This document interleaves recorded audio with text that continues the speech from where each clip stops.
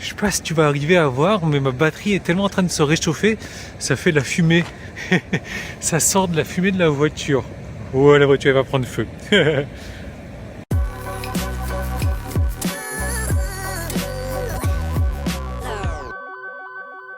C'est parti pour un road trip d'une semaine en Italie. Voilà, donc on a remis les compteurs à zéro, on est à 58%. Je t'expliquerai tout ça, pourquoi 58% sur la route. Et là, je vais suivre bizarrement, hop, où est-ce qu'on va? On va ici, voilà. L'itinéraire que Tesla me propose parce que il est super bon maintenant sur les pourcentages, sur la consommation, sur vraiment tout. C'est super intéressant. Donc moi comme ça, je vais rajouter une petite halte pour midi qui est ici, donc à une station de recharge gratos. On va voir si on peut prendre du pourcentage. Et donc là, on va s'arrêter à Chambéry, arriver dans 1h15. Je devrais y être avec 13%, puis Cavaglia, puis notre station de recharge là vers 14h25. Non, c'est pas possible. C'est pas possible. Ouais, je pense qu'il est un petit peu bizarre au niveau des calculs, des timings, parce que là, il nous prévoit une arrivée 16h. Non, ça me paraît bizarre. Bon, en tout cas, on va y aller. On va suivre tout ça, péage, etc., etc. C'est parti. Et j'ai préchauffé la batterie. Super, super. C'est toujours quand tu fais des vidéos qu'il y a des maximum de choses improbables qui se produisent.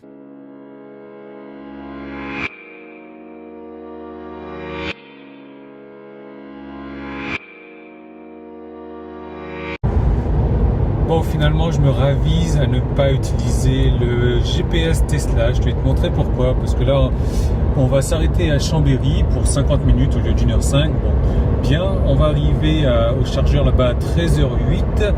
Cavaglia 13h26 pour une durée de charge de 20 minutes. Et à destination 14h36. Le tout pour 385 km et 4h53. Maintenant, je vais faire ça différemment selon ABRP.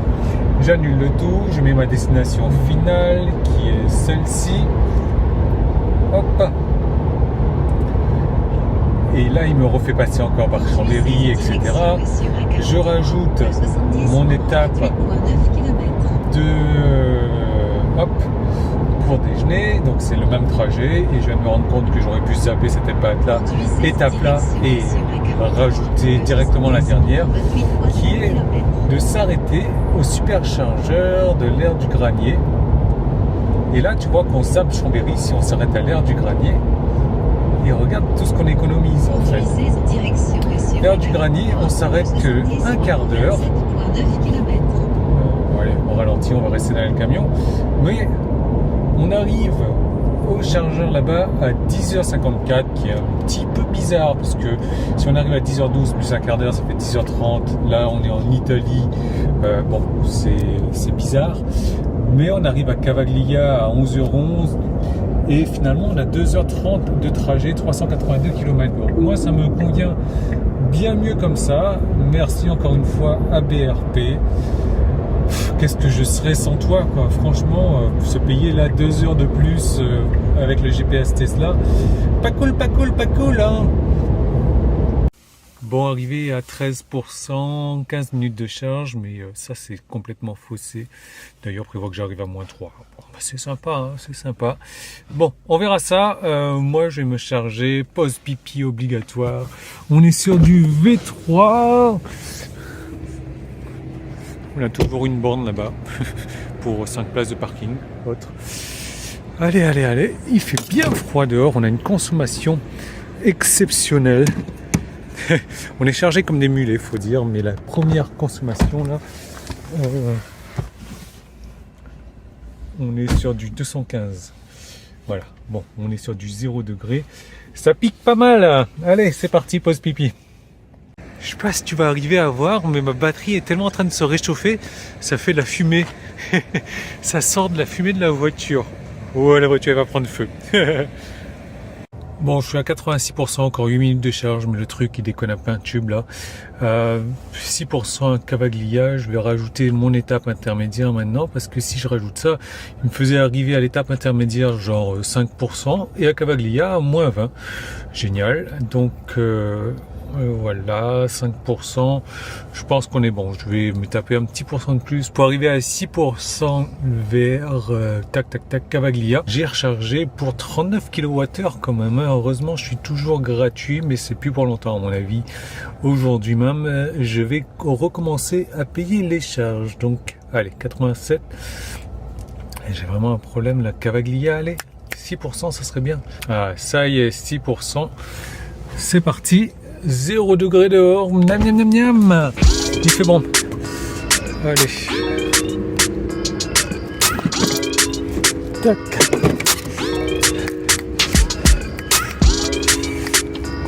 Merci.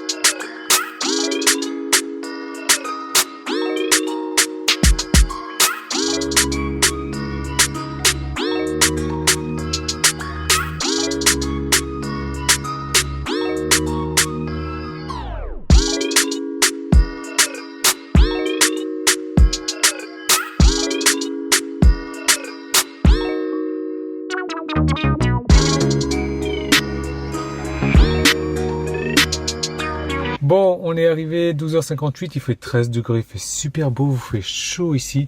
Par contre, j'ai eu chaud aux fesses, hein, franchement, parce qu'elle m'affichait que je devais arriver avec 2% ici, et là, bah, c'est remonté forcément. Donc, consommation 144, là, sur les 220 derniers kilomètres. Et depuis le road trip Italie, on est à 167 sur 325 km. Et on a encore 124 km à se bouffer avec une petite recharge. Et là, je suis à Bennett, je suis chez Bennett. 13 degrés, allez, on va profiter un petit peu de dehors et je vais te montrer pourquoi. Hop. Oh, il fait bon, oh, il fait bon. Parce que voilà, j'ai quand même réussi à me charger. On a pris, allez, 11 kWh, 20% du coup. Et par contre, j'ai aucune idée. J'ai galéré pour me charger. J'ai téléchargé l'application qui ne marche pas. J'ai essayé toutes mes cartes. Et puis, bon, à un moment donné, quand je me dis c'est bon, allez, j'abandonne, ça a commencé à clignoter bleu. Et je me suis branché. Maintenant, il va falloir se débrancher. Et ça, c'est une autre paire de manches parce que j'ai utilisé aucune carte pour me brancher. Donc, hop, déverrouiller. J'espère que ça se déverrouille des deux côtés. Oh putain. Oh putain. Oh, chouette. Tu te rappelles de ce golf là où les bornes Tesla sont privées, etc. Ben, il n'y a toujours personne de brancher dessus, mais il y a la neige par terre. Et moi, je vais me brancher. Tadada, c'est juste 5 minutes du coup. Ah putain. Juste 5 minutes pour arriver à 20% là-bas au lieu de 7%, ce que j'ai bien récupéré gratuitement. Et d'ailleurs, je me suis débranché ici tout à l'heure. C'était bloqué sur la borne, l'autre borne là-bas. Et au bout de 2 ou 3 minutes, ça s'est débloqué naturellement. Voilà pour l'astuce. J'étais mal, sinon j'étais très très mal. Et hop, j'ai pas préconditionné la batterie puisque je me suis dit allez 5 minutes. Parce que, regarde-moi, il a commencé à préconditionner la batterie. Consommation à 200, je me suis dit, oh, pour 5 minutes de charge, j'ai pas forcément besoin de la préconditionner. Surtout que tu vois, sans préconditionnement, on monte quand même dans les 130, alors que je suis déjà à 33% de batterie. Hein. Donc le préconditionnement, il n'est pas forcément utile des fois. Donc là, j'ai juste mis l'adresse du Golf. Donc, on va attendre les 20% et puis on va repartir. Est-ce que je suis en payant? J'aimerais pas parce que ici c'est 44 centimes du kilowattheure quand même. Hein. Donc pour l'instant, toujours du gratos.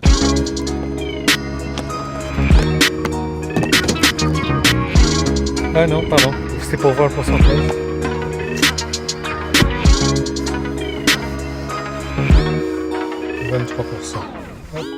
Finalement arrivé à destination, 93 km 800 depuis la dernière recharge, 158 Wh par kilomètre et sur ce road trip, donc ça démarre à 451 km, 76 kWh de dépensés et 168 de moyenne, ce qui est vraiment très raisonnable en fait. Hein.